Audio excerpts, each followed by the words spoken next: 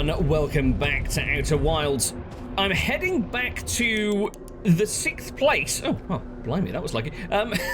Which I'm going to just call the Quantum Moon in the most purest sense of the word, and I'll explain what I mean by that in just a moment. But before I do, when I was on the way over here, oh, interesting.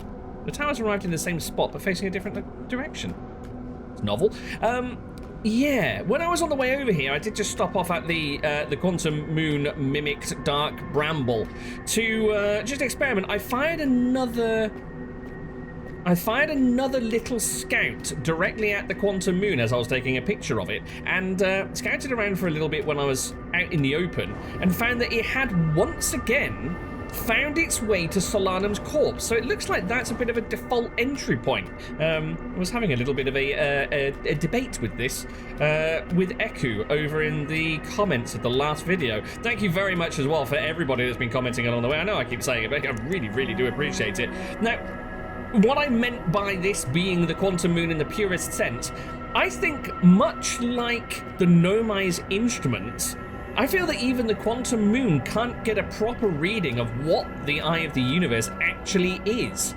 And so, whereas when it's around Timberhearth, it looks like Timberhearth, when it's around Giant's Deep, it looks like Giant's Deep, etc., etc., I think this is just pure 100% 24 karat Quantum Moon. I think this is what the moon looks like in its rawest form. It's not attempting to mimic anything, although Solanum did mention something about the storm, the tempest above us, sort of echoing what the eye looks like. But yes, so Solanum, yeah, there's been a few comments in the past video about Solanum and what a tragic character she is. Thank you very much to a few of you as well for pointing out that Solanum's female, so I can now address Solanum by the appropriate pronoun. But yeah, she's quite a tragic character because, as we know, she exists here in the 6th place in the rawest form of the actual Quantum Moon in a living state, and yet in every other instance she's been dead for 250,000 years. So kind of raises a bit of a question that was kind of hinted at by both Nina Host and Rakoth in the comments. Can she ever leave this place? And I suppose another burning question is, when does she think this is? Because if she's been standing there for 250,000 years, you kind of think she might be a little bit miffed as to sort of what's going on in the universe at the moment. I suppose our little line of questioning here is gonna tell these points. Right, now if I wander over this way, will you lift the rocks? I guess eventually. Let's yoink one of these out. Would you mind? There we go. That's what I was missing last time. That's why I was scratching my head for so long. Okay, so Let's pick up with the first question that we asked before. So yeah, could you just explain a bit about yourself? Let's see what was said here. I believe she'd mentioned about her quantum pilgrimage. So, I am on my first pilgrimage to the Quantum Moon. All Nomai and my clan make this journey when we come of age. Now, there's an interesting point there as well that I want to make about the general attitude towards the Eye of the Universe from the ancient Nomai. Even though the Eye cannot be reached from here, the Quantum Moon remains special to us as it carries us nearer to the Eye than any other place we know. I've journeyed here to be close to the Eye. While the Eye is obscured from our sight, we can see the Quantum Moon's reflection in the Quantum Moon's reflection of the Eye in the sky above us. So yeah, this is the Quantum Moon's reflection of the Eye. It's somewhat ominous if you ask me, unless there's something that I'm missing here. I do want to try and jetpack up to somewhere in a moment and see if there's anything that I'm missing. So yeah, I'd mentioned this kind of being an interesting indicator about how the Nomai regard the Eye. So they hold the Eye in almost religious sort of almost deity-like reverence in certain aspects, but even those people most devoted to the pursuit of the Eye are still level-headed enough to basically say this could all be a load of rubbish. We could be chasing an intergalactic red herring here. And I think that's I think that's symbolized by the fact that when we were approaching the Eye Shrine in the Sunless City in the last episode, Solanum, or a young Solanum's writings, were found on the wall, basically saying that they've got doubts as to whether the Eye of the Universe is actually all it's cracked up to be. Perhaps it's malevolent, perhaps it drew them there to sort of destroy them, perhaps it's just a giant intergalactic troll. And the fact that that text remained on the wall and wasn't scrubbed off, wasn't removed, but presumably was held there, even by like the I guess high priests of the Nomai culture, as an example of kind of contrary thinking to the motives and the purpose of the Eye, and is still, like I say, that was when Solanum was a lot younger. You can tell by her writing now that she's matured, and this is a coming-of-age ritual, the pilgrimage, and so on and so forth.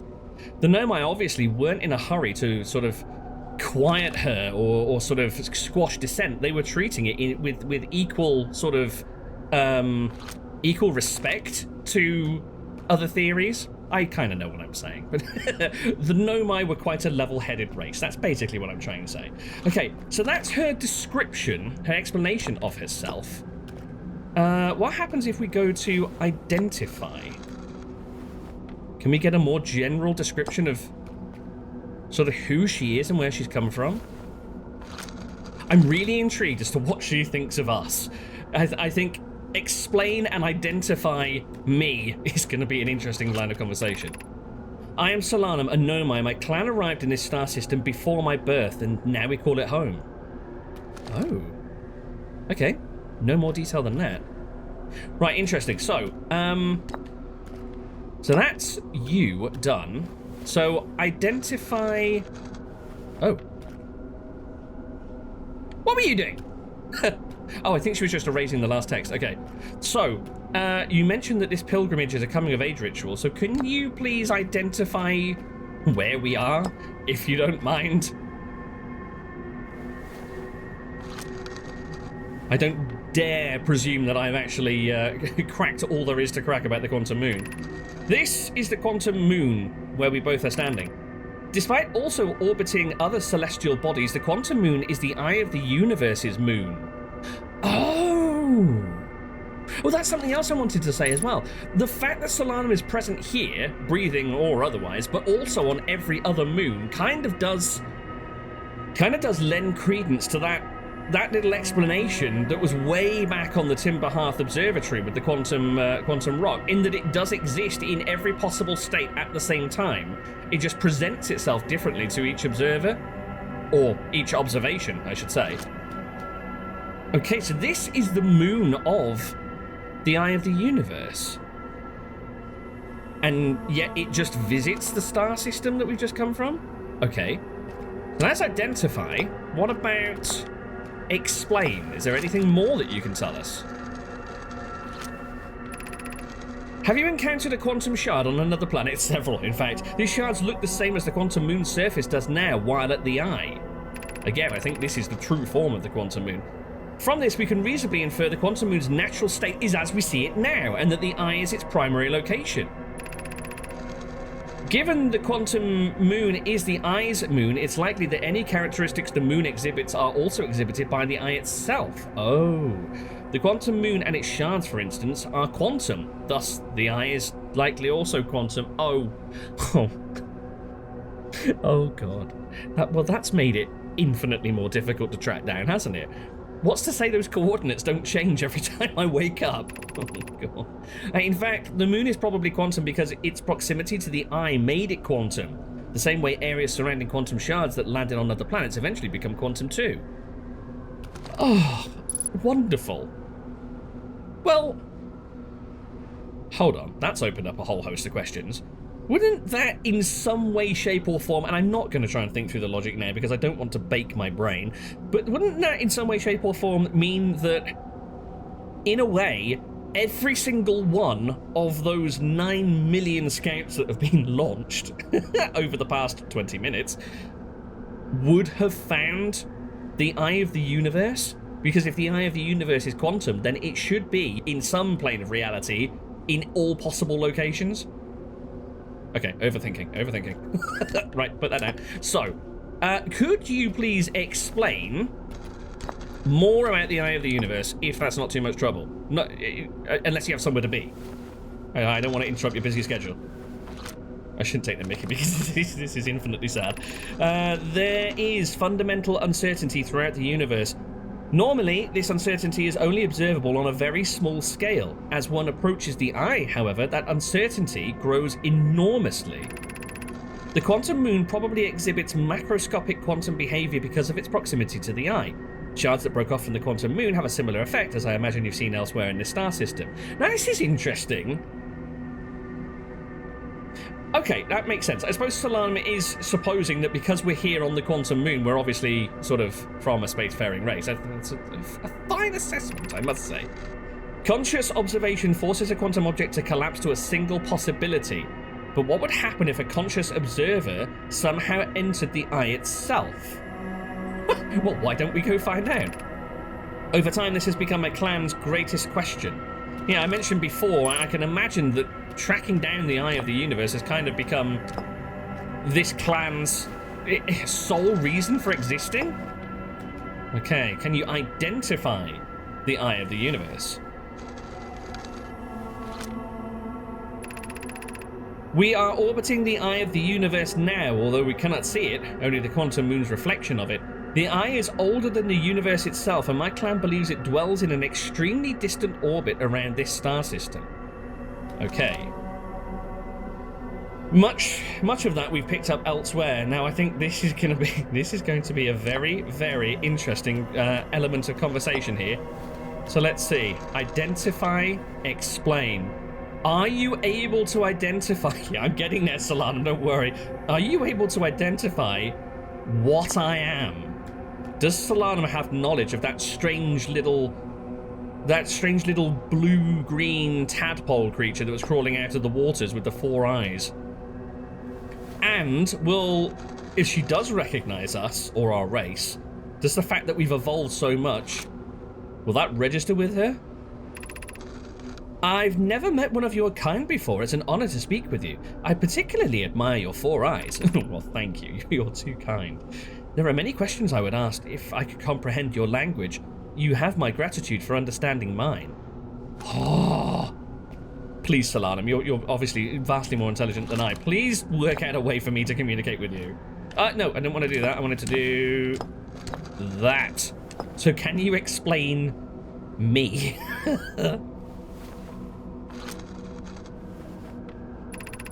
I imagine your purpose here is the same as mine, to learn about and to find the Eye of the Universe. I'm unsure how you arrived here, however. Perhaps you came from another star system, as my clan originally did. Well, funny story. And that, I think, is everything that we can talk about. We've been through both possibilities for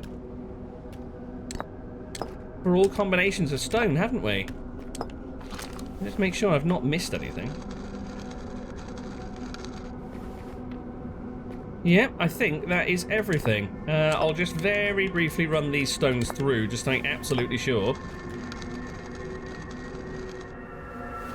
Yep, looks like that's the lot of them. I've run every combination of stone through now, and yeah, we have exhausted all conversation.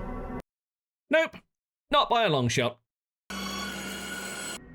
I realised whilst I was editing that I'd become transfixed on the orange explain and identify stones, and hadn't even thought to combine the blue stones together as a line of questioning, so I wouldn't normally do this, but I'm inserting this little extra bit that I did afterwards to round out the conversations here.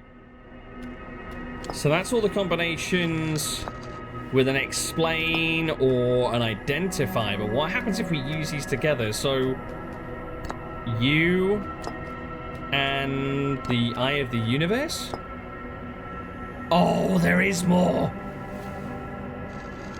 Oh, I can't believe I missed this. Right, so you and the Eye of the Universe. Many in my clan have believed the Eye called us for a particular purpose. When I was a child, I used to believe the Eye was malevolent, to have lured my clan to this star system, only to then vanish from them so completely. So that's interesting. She's changed her perception of the Eye since those writings that we found back in the Eye Shrine.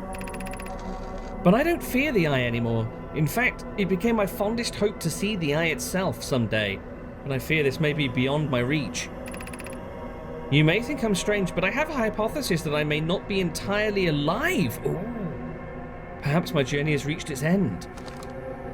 Oh, well, that's haunting. Oh, God. Right, let's get rid of the Eye of the Universe stone. So, you and the Quantum Moon? She feels she may not be entirely alive. I wonder if... I mean, that... She's not mentioned at all anything about the passage of time, so I think it's probably safe to assume, because this is Quantum, she feels as though she's probably been on the Quantum Moon, like all of, what, quarter of an hour maybe? She probably arrived on the Quantum Moon, went through the trials to actually reach this location, came here, and then shortly thereafter had this weird gadget plunge down and hit the ground behind her. That's probably why she was staring up into the sky when we actually approached her, first of all. Like many of my clan before me, I journeyed here to see the Quantum Moon's reflection of the eye. This is the closest any of us have come to seeing the eye itself. You may think I'm strange, but I have a hypothesis that I may not be entirely alive. Perhaps my journey has reached its end. That's interesting that she finished it off with the same comment. Right. You and me? Okay, this could be interesting. I wonder if this will reveal more about whether she recognizes our race at all? We do not have much connection, you and I. Still, this encounter feels special. I hope you won't mind if I think of you as a friend. Oh, Solanum! Bless. Okay. Let's remove the me stone. So, this stone... Let me just make sure I'm working this out correctly. Yeah, this stone is now completely sort of done with. So the Eye of the Universe and the Quantum Moon. Will this delve more into the relationship between the two? Let's put these back as we're finished with them. I imagine you've noticed the Quantum Moon changes in appearance depending on which location it is currently orbiting. For instance, the moon looks quite different when orbiting Giant's Deep than it does when orbiting the Hourglass Twins. Yeah, absolutely. Because the Quantum Moon clearly changes in its different forms, the eye, being this moon's primary location, must be similarly malleable. Oh, I'd not considered that. But what... Hold on, I don't think I want to go to the Eye of the Universe anymore, because whilst the Quantum Moon orbits planets and takes on their form, the Eye of the Universe is orbiting the Sun. I don't think I want to set foot on something that's pretending to be the Sun. From this, we can hypothesize that the eye represents extreme changeability. That said, despite its malleable nature, the Quantum Moon becomes locked to one specific version of itself when it is consciously observed. But what would happen if a conscious observer were to enter the eye? Yes, trust me, I'm getting there. I'm getting there. Okay, so let's remove that. And put in the me stone.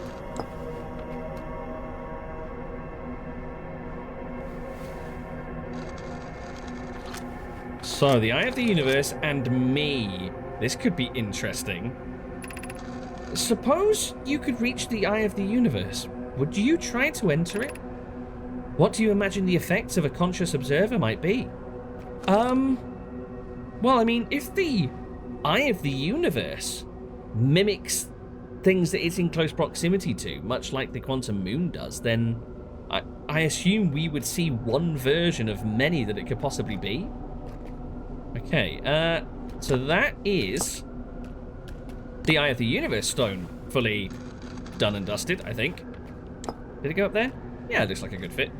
So then the last combination of stones, and I'm pretty sure it is the last one this time, is between the Quantum Moon and me.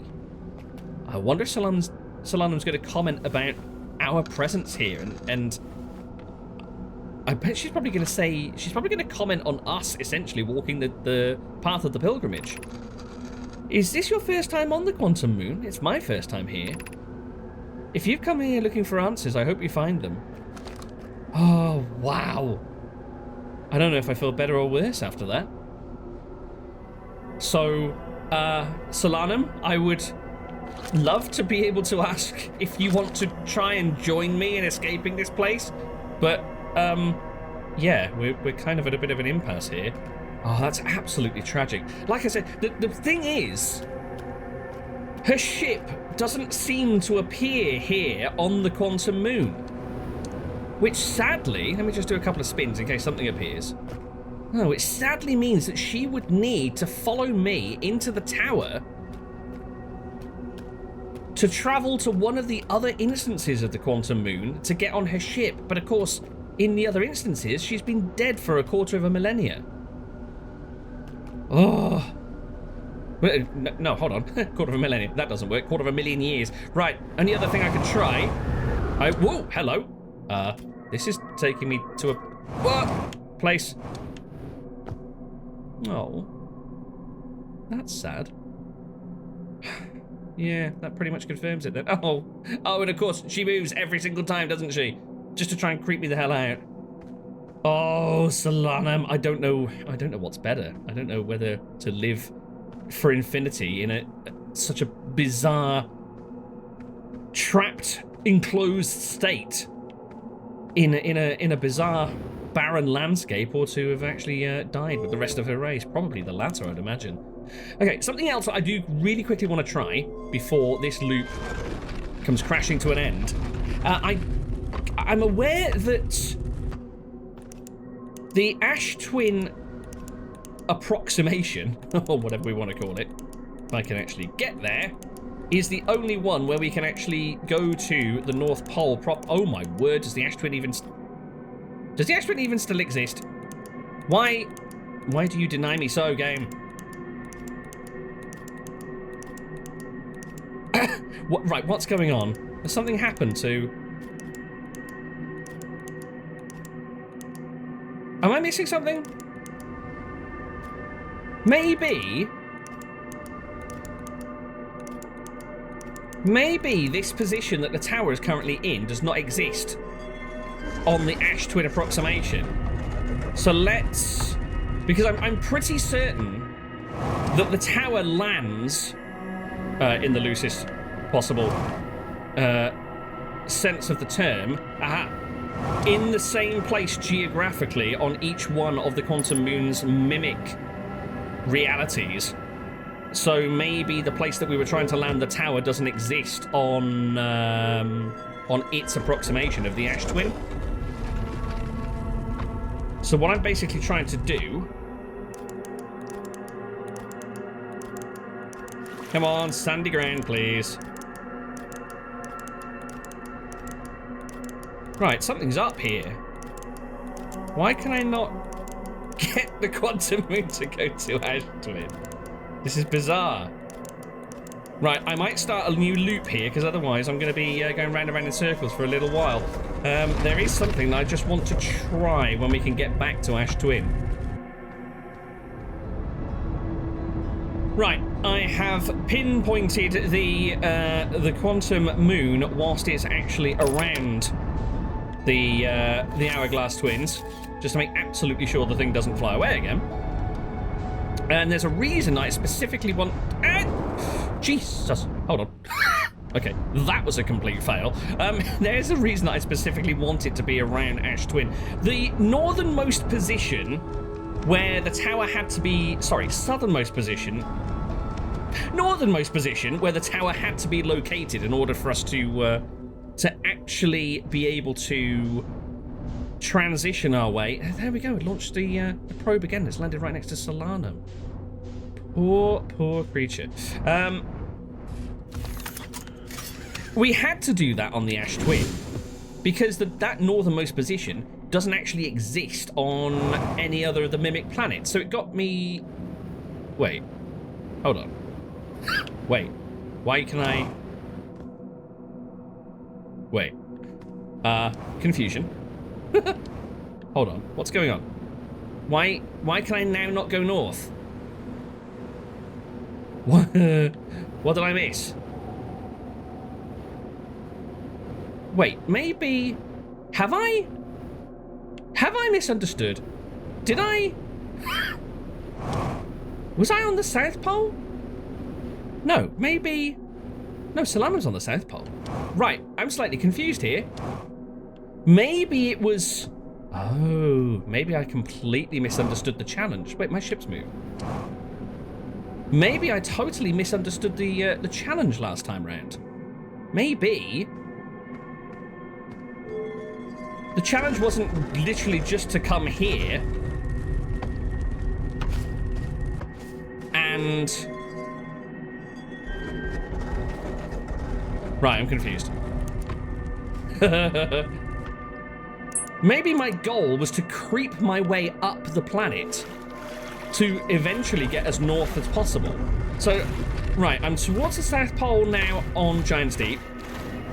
We know that we can't go any further north than here on Giant's Deep, but perhaps I've now got to summon the tower somehow so that I can, now I'm on the northern hemisphere, get beyond that rock boundary on the Ash Twin project to then get to the North Pole to then jump off from that point. Did I stumble through that last time completely unknowingly? Right, hopefully.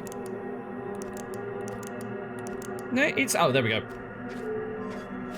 So now we're north of the rock border, which I assume was at the equator of the quantum approximation. That gives us access to the North Pole. Yeah, I think I just stumbled through this completely blindly last time. Oops.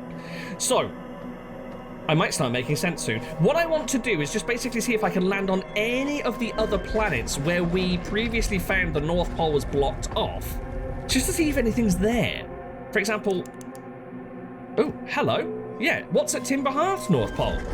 We've never been there. Is there anything fancy? Oh, it's open. No canyon walls. Oh, it's quite pretty. Oh, there's a river. Oh my gosh, imagine if there was a village. That'd be weird, wouldn't it? Imagine if there was a village here with quantum nomi. Oh, hold on, any of these open? Whoa! No, I do not want to be going near that.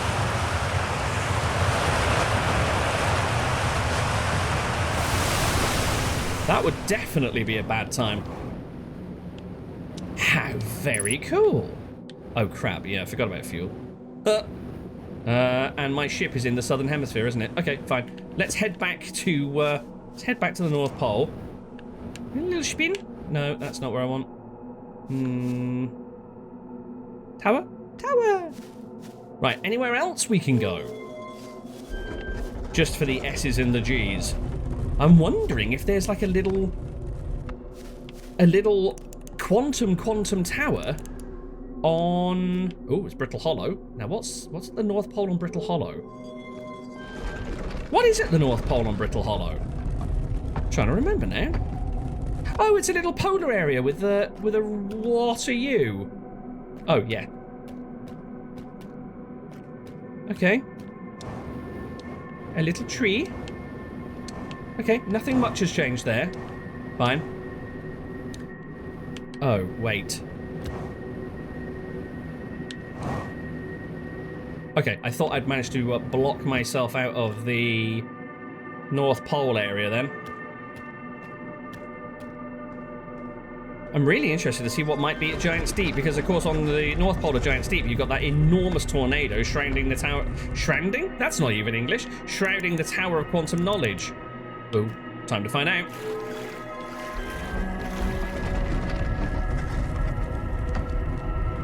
Well, we're definitely inside the twister. There's nothing here. Okay. That was a slight fail. Right, where have we not seen that might be interesting? Oh, Dark Bramble was very shrouded, wasn't it? Again, I don't think there's anything at the North Pole on Dark Bramble. Normally, anyway. So this could be a bit of a non-event. Oh. Very dark and foreboding. We are in the heart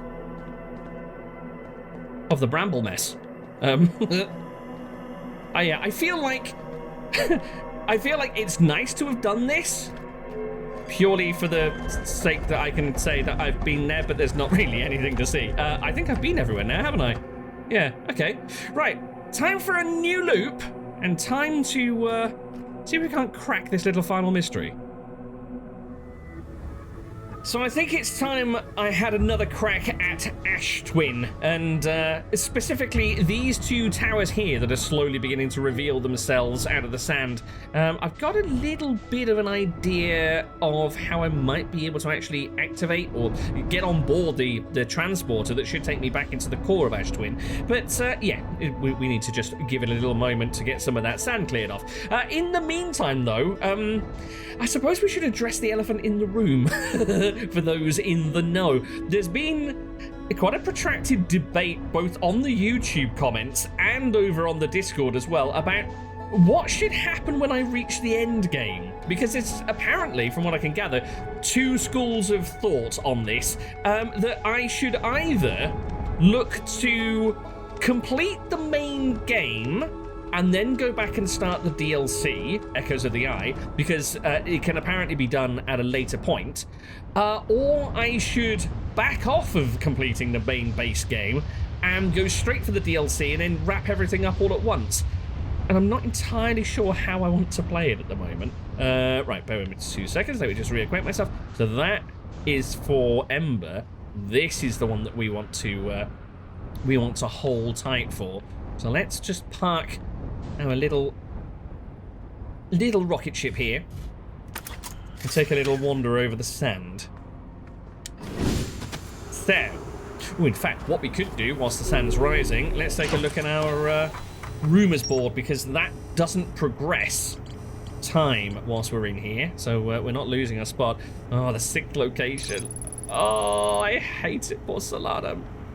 I met a living nomai named Solanum at the South Pole. The quantum moon is the eye of the universe's moon. At this location, the quantum moon becomes a reflection of the eye itself. Okay, so we know that the eye of the universe is a quantum object. So this is what the eye looks like.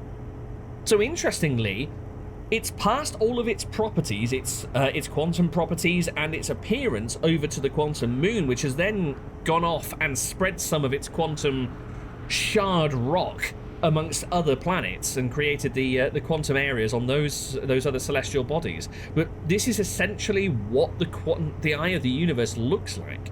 Okay, the eye is likely the source of all macroscopic quantum phenomena in the solar system, and Solanum wonders what would happen if a conscious observer were to enter the eye.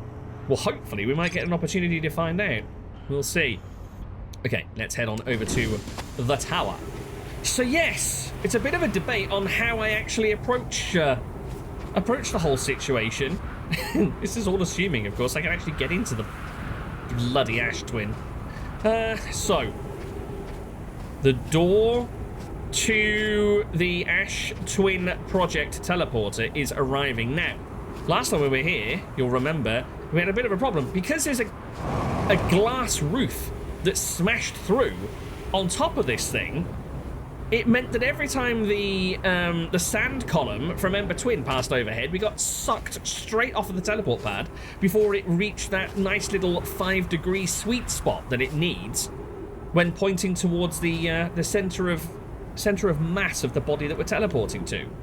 In fact, I should be cautious that the sand column doesn't come over the top whilst I'm stood here, but it's all right. The door's here, so I've got a little bit of an idea. So I'm thinking we worked out before that as long as I'm undercover somewhere, as long as there's something between me and Ember Twin, the column can't pick us up. So in theory, I'm thinking if I'm stood here on this bridge with that over the top of us... Oh, balls, there's a bloody cactus. I don't know, sorry, excuse me. Oh God.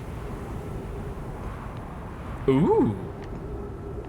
My plan was to stay under the cover over there and then dash through to the teleport pad, but there's a cactus in the way. But I'm wondering if this will serve the same purpose.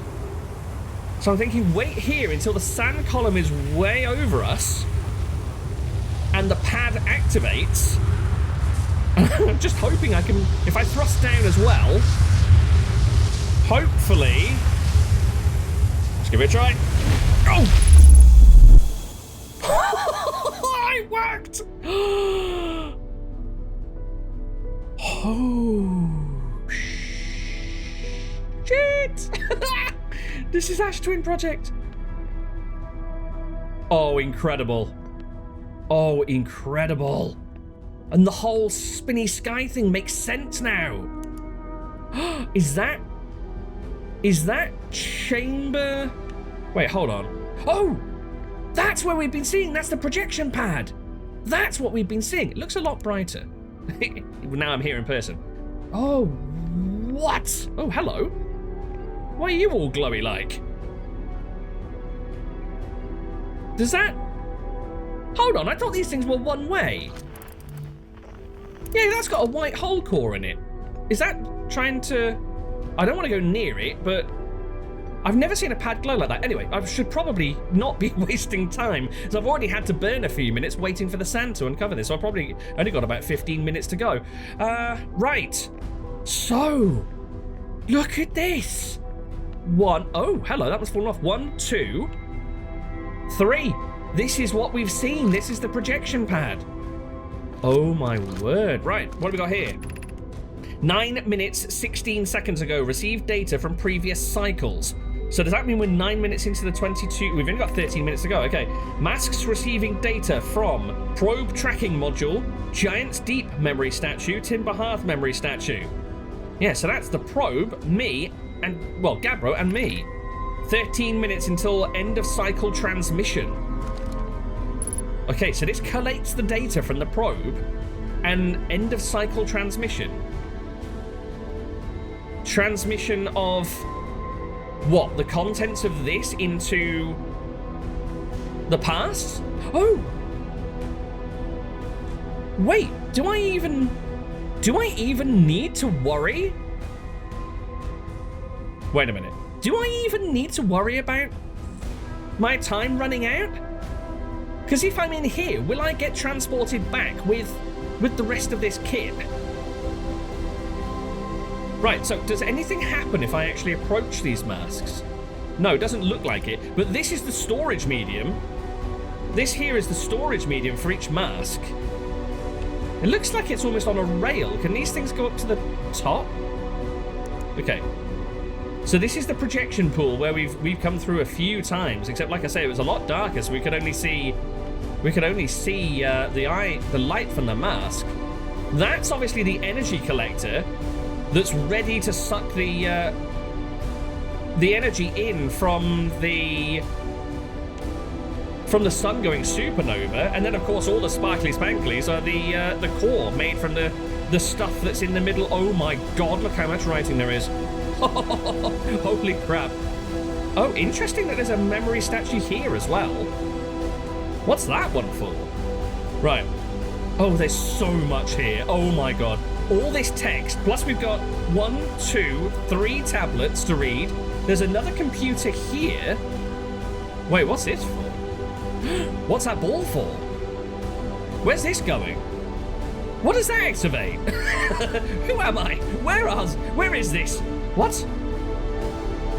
Right, I don't want to touch that ball until I know what's going on. This is another ball switch as well. I don't know if I want to turn that off. Artificial gravity control? I'm going to leave that well alone for now. I'm intrigued about this ball control though, because it goes into this switch and it's got a computer next to it. For fear of blowing up the universe. Wait, hold on. Oh, I do need to be careful, don't I? I do need to be careful here, because I'm messing with the thing that keeps on bringing me back every loop. Right, let's read all the information I can before I go touching any big buttons. So, I assume we were supposed to start from this end. So let's ruddy well start from this end, eh? Today we finish the excavation of Ash Twin. Here in this space we carved, we will craft our most ambitious project yet, the Ash Twin project, powerful enough to send information back in time. How far we've come since the experiments at the High Energy Lab. I can still hardly believe Remy's hypothesis was true. We've also finished relocating all subterranean plants we met while digging. Oh, hold on. Relocating all subterranean plants we met?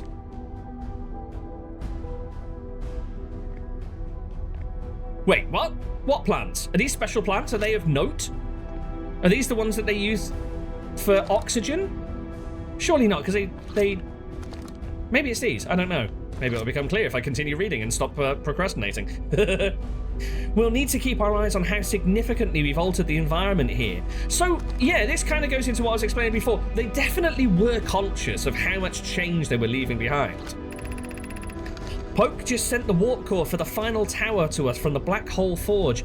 Now Ash Twin can be connected with Giant's Deep, where Cassava is working with Avens to craft the orbital probe cannon, and where Phlox is sculpting the memory statues. Hypothesis: it was not by accident the core of our warp tower was the last to be forged. Oh. Hypothesis: the cores could have been forged faster if Cassava had interrupted my work less frequently to ask for updates. The important point is that we're all connected through Ash Twin now, and also that I'm no longer needed for mediating your disagreements. Love that there's still a bit of personality in these. Our friends on Giant's Deep tested the orbital probe cannon today. Mallow tells me the cannon is doing well and that Avens advocates for more launch power. If anyone could coax the maximum power from a device, Avens can. We found out a long time ago that there were very split opinions on whether it should be pushed to the maximum. But then, if anyone can goad a device into exploding, that too is likely Avens. Perhaps I should check in with the orbital probe cannon crew in the interest of safety. Thing is, I kind of agree with... Was it Avens that had said that the thing only needs to be fired once, in essence? So what does it matter if it explodes? Oh, of course, yeah, because Poke then went back saying, well, if it explodes, we're not going to be able to actually get the readings back from the probe control module. But that was presumably before the probe control module fell into the depths of Giant's Deep. Would it help to remind Avens that Mallow, his love, will be one of the Nomai aboard the cannon? Or is Mallow part of the problem? Oh god. That's dark. But then they're all going to die anyway when the sun goes supernova. Phlox and Daz finished the memory statues today and they're truly remarkable. When the Ash Twin project succeeds, or in the event it fails, the memory statues will activate, allowing us to gather more data before we shut down the project. Pi and Idea have worked hard on the Sun Station, and it at last is complete. If everything goes as planned, this structure will prompt the Sun's explosion, which will in turn supply the power to the Ash Twin, the power the Ash Twin project requires. So this is a whole timeline of the entire setup, isn't it? I'm impressed by their mental fortitude. This was the project's most difficult tasks in more ways than one. Well, yeah, they said about the ethical connotations of blowing up the sun in the center of the system. We're nearly ready to activate the Ash Twin project. Here's what will happen. First, the Sun Station will receive the order to fire at the sun, prompting it to explode. Using the energy from the resulting supernova, the Ash Twin project will send the order for the orbital probe cannon to fire back in time by 22 minutes. Hold on, the Ash Twin project will send the order for the orbital probe cannon to fire back in time. Oh! The Ash Twin project sends the order back in time. Oh shit. So that doesn't necessarily mean the Ash Twin project is going back in time.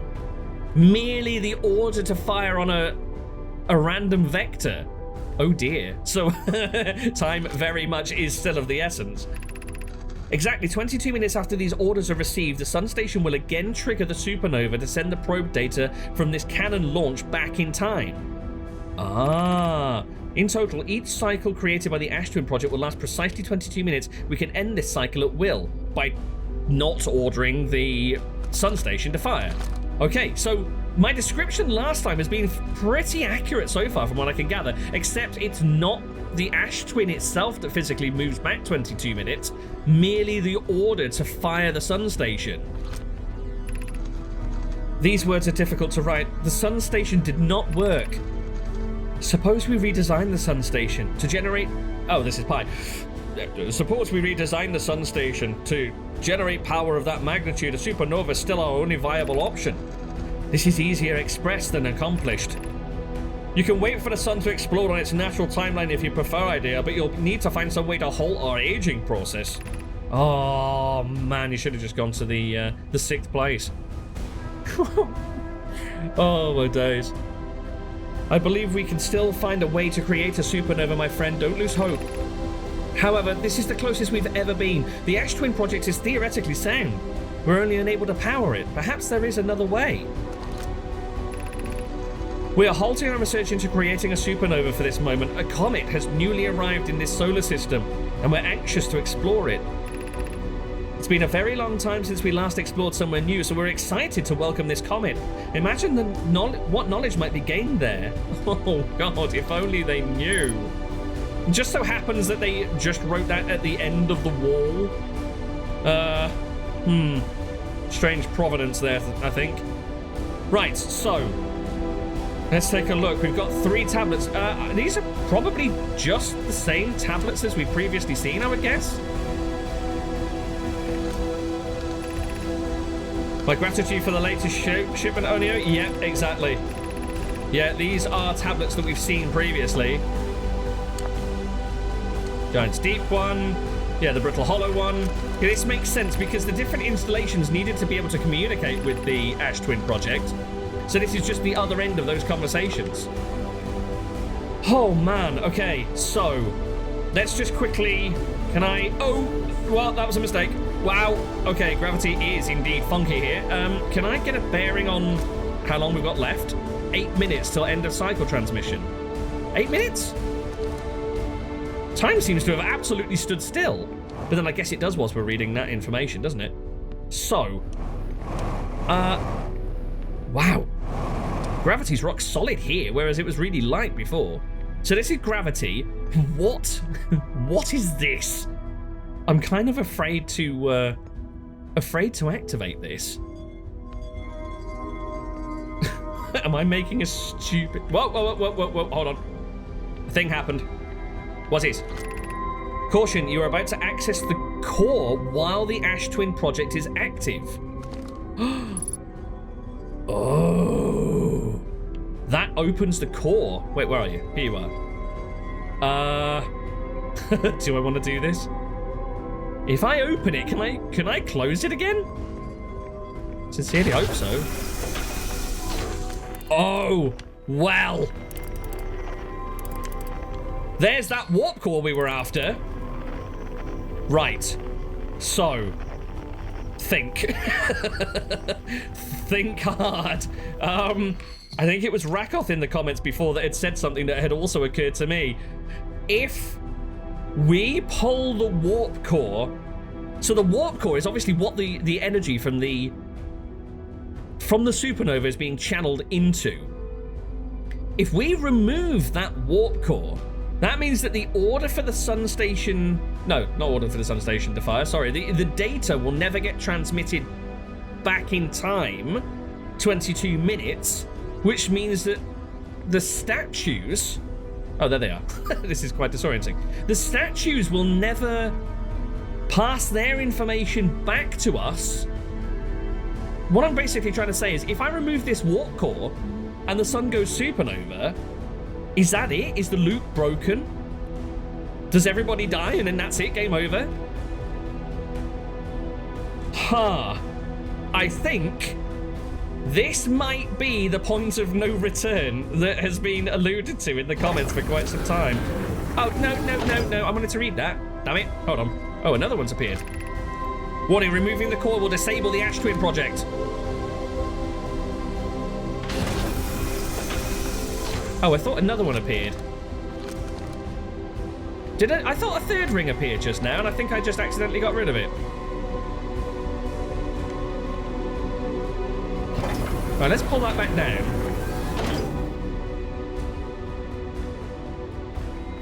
That's a different one, isn't it? Removing the core will disable the Ash Twin project. Okay, cool. Core is tucked away. Let's pull this back well out of harm's way. Does that... Oh, that puts the computer away completely.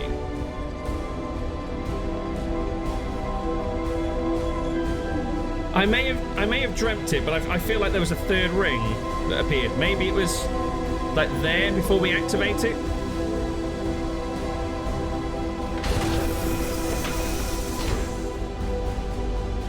No, okay, must just have been the second one that we read.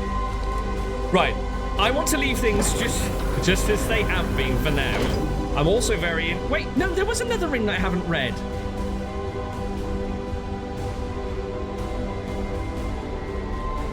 Why does...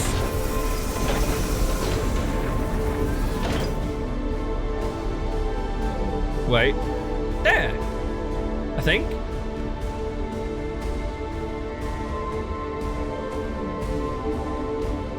Oh, how annoying. There's another ring down here that I haven't read that it's not showing me. Okay. Never mind. Let's put you back here. And I'll just see out the rest of this loop like a good Nomai. Wait, things are happening. Things are occurring. I think. Or is that just... I think I can just hear the noise of the project over the drone of the music. Okay, 4 minutes to end of cycle transmission. What I'm going to do... I'm going to see the rest of this loop out in the Ash Twin project here. And just see what happens. See what gets moved, what gets zoomed out to the past. And, yeah, then I'll come back to that decision that I was talking about. Well, the loop's drawing to a close. The sun is about to go supernova. So it's going to be interesting to see exactly what happens here. I just reread the board, and it definitely seems like this Ash Twin project doesn't actually go anywhere. Instead, the order to fire the orbital probe cannon gets fired back in time. I'm going to stand just in the little mask repository here, just in case I'm wrong, and it is this that gets sent back, but I think the sun's that way, by the sounds of it. Whoa! Things are happening! Is that a black hole? Oh man, I wonder what happened if we... Wait. Oh! All of this information's being fed straight into it. Oh, I see. So I think the supernova's past us, but the shell is keeping us safe just for now. Warp's closed. And then we get pulled through with the memories. Oh, that's smart. Now, I need to know what happens if we go through that black hole.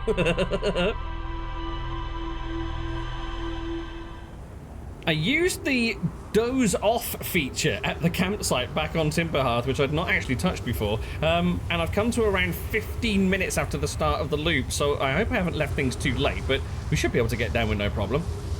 Right, here comes Ep.24. Let's duck out of the way, see if I can't pull this off a second time. So we're only now about 5 minutes away from the end of the cycle, I think.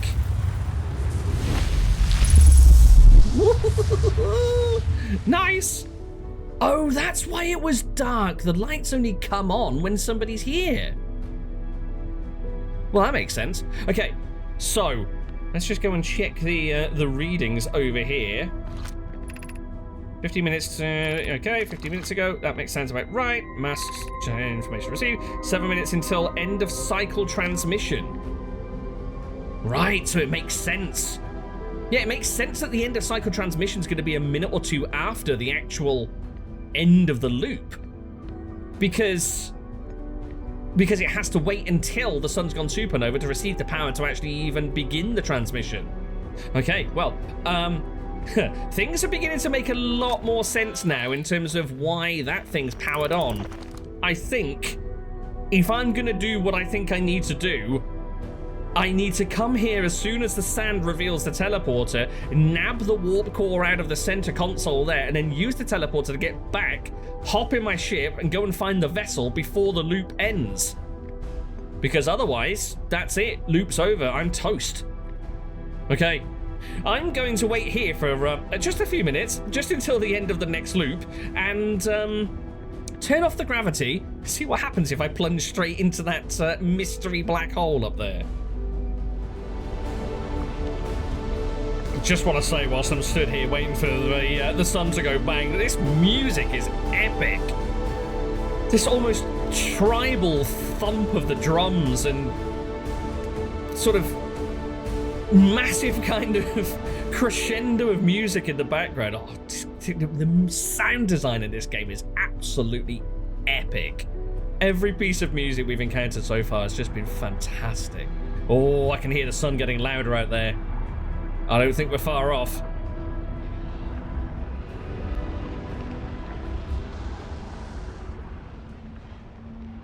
Oh, it's happening. It's happening. Oh, okay. Let's expose the warp core. Warning pops straight up. Computer's like, what are you doing? Don't do it! Okay. Up it goes. Oh, right, it's exposed. Let's get the gravity turned off.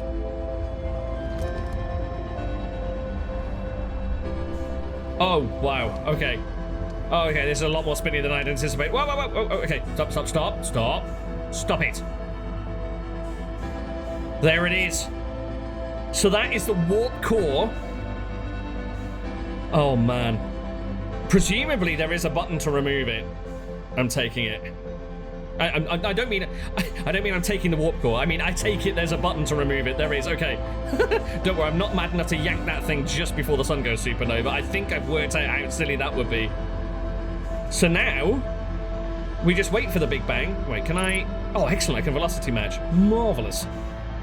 A game mechanic that should have been used far more often during this playthrough, I feel. Right, here it comes. I feel like I might want to get a little bit further back even. Right, stop. Oh, I hit something behind me anyway.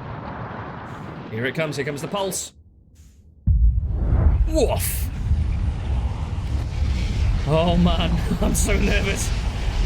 Screw it, I don't know what's going to happen, but I'm going in. Whoop! Oh, did it kill me? Did it just kill me? I think it did. Mind you, I suppose a biological, fleshy being squeezed through a time... Wait.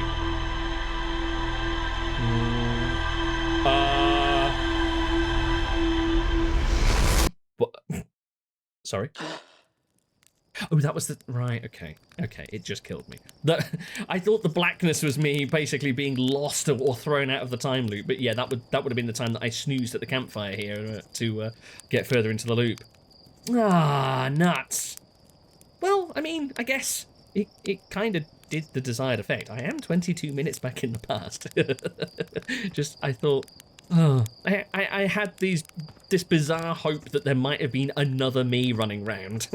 And I might be following a duplicate of me as the first me goes off to the launch pad. And yeah, I don't know what I was expecting. But yeah, squishing a fleshy being such as myself through something that is quite obviously just a data line to the past was never going to end well, I guess. I got thoroughly discombobulated. Guys, thank you so much for joining me. I have a bit of a decision to make. Do I pursue the echo of the eye, or do I head back to Ash Twin and see the end through? I don't know what to do. I don't know which way to go. But I suppose, depending on what I do finally decide and what I get up to in the next episode, you'll know as soon as it comes out, because of it's going to be quite telling, both on the thumbnail and the title. But to make sure that you know as soon as that episode comes out, don't forget to hit subscribe, shameless plug, and head on over to the Discord as well. I would love to know your thoughts on what's going on and, yeah, what the next step should be, I guess. But until then, take care of yourselves, and I will catch you in the next one. Oh my god, I don't know what to do. I don't know what to do. Slate, suggestions, please. I'll catch you in the next one. Bye-bye.